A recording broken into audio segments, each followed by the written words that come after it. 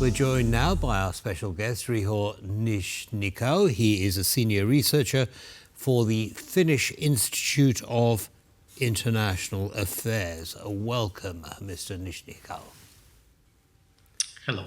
Hi. So what do you make of Putin's visit to Belarus? What is the message that he's sending out? Well, he is sending out the message that Belarus is the closest ally of Russia, and they are totally united in their war effort against Ukraine. I think it's quite symbolic that he visits Belarus second after China, after his so-called inauguration in the office. Right, but I mean, can we say ally? Maybe Belarus is more of a proxy to Russia. I mean, to what extent, is Alexander Lukashenko independent from Vladimir Putin in his policies? Well, I don't see Alexander Lukashenko being independent. You are totally right. We do see that Russia has subordinated Alexander Lukashenko and has full political military subordination of Belarus since basically beginning of the war. So in this regard, Alexander Lukashenko today is like the governor of Russia with some foreign policy credentials. Right. Well, talking about a governor of a state in Russia, what is the situation on the military front? And the reason I ask is a quote from Putin, which says he's there to focus on the second phase of exercises involving our Belarusian friends and colleagues in the military sector. What does that mean to you? Well, we know that Lukashenko has been forced to station nuclear arms on his basically on Belarusian soil, and to me, this is basically akin to Russia having a permanent, semi-permanent military bases in Belarus. So it only makes Belarus even more dependent on Russia. But when it comes to why this second stage, why this joint exercise, to me, it's currently we see a type of a military diplomatic offensive on Russia, on Ukrainian peace initiative. So nuclear weapons is a type of a leverage that Russia thinks can have a sway on some countries in the West. Whether it's going to work, I'm not sure. But this is one of the instruments that Russia has alongside hybrid attacks on its Western neighbors like Finland. Right, and especially because, if I'm not mistaken, there were some tactical nuclear weapons tested, right, in Russia recently. So I think they're still trying to sort of hold that over. In any case, let me turn to sanctions for a moment, because I believe that Belarus is instrumental in helping Russia to evade some of the sanctions. Do you think that they'll become even more creative in trying to find solutions to, sort of keep the money flowing, or can we expect any new developments on that front? Well, I don't see very specific new developments when it comes to sanction evasion. I do think that Russia has other critical channels to get necessary equipment and technology. I primarily mean China.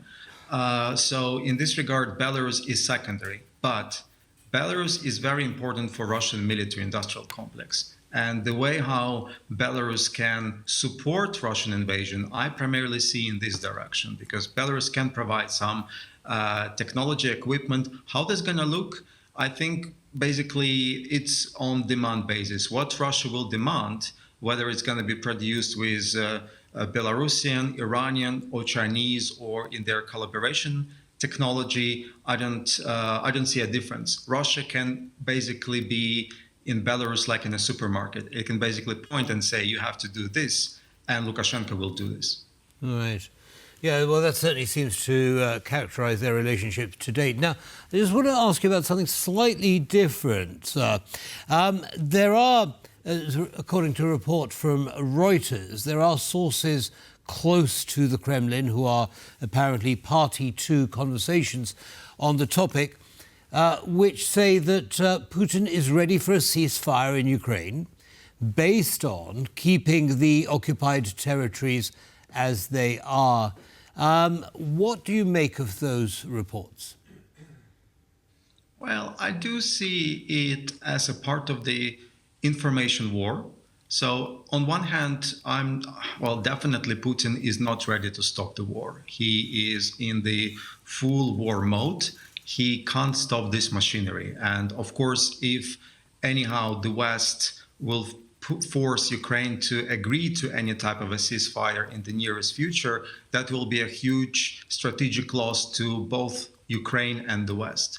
So to me, Putin basically launches an offensive on the West, on Ukraine, trying to show also to the non-Western countries that he is reasonable and he is not the one who actually stops the war from ending. So I don't see it anything rather than information offensive, especially given that Ukraine and the West has a lot at stake with this peace summit in Switzerland.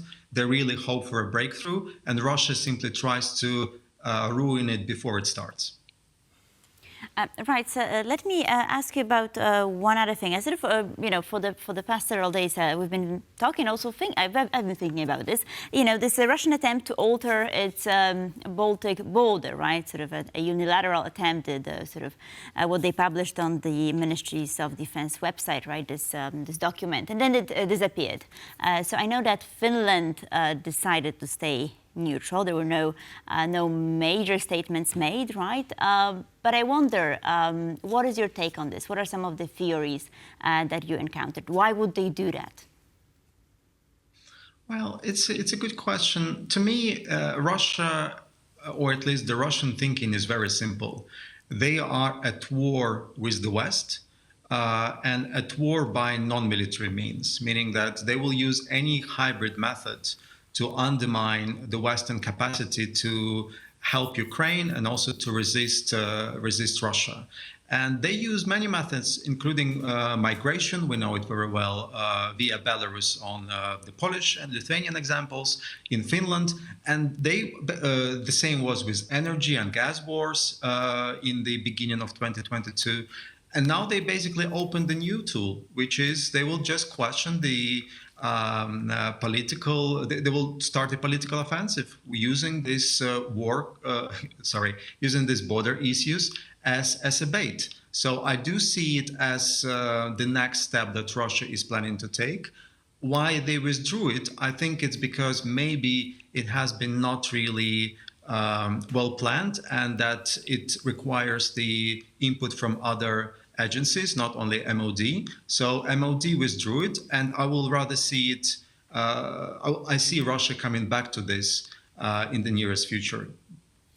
Right. Well, just very, very quickly in the last few seconds that we have left, there have been reports that Russia is eyeing Gotland, which is Swedish territory, because of its strategic importance midway between Kaliningrad and Sweden. What do you make of those reports? I don't see it as grounded. Russia has no capacity right now to really launch any operation against NATO countries, and it doesn't want this. But it wants to undermine unity and spread fear and uncertainty, and that's what it's doing when it comes to either issues like Gotland or like the unilateral attempts to change the borders. All right. Well, Mr. Nizhnikau, thank you very much for your insights on those issues. Have a good day, sir.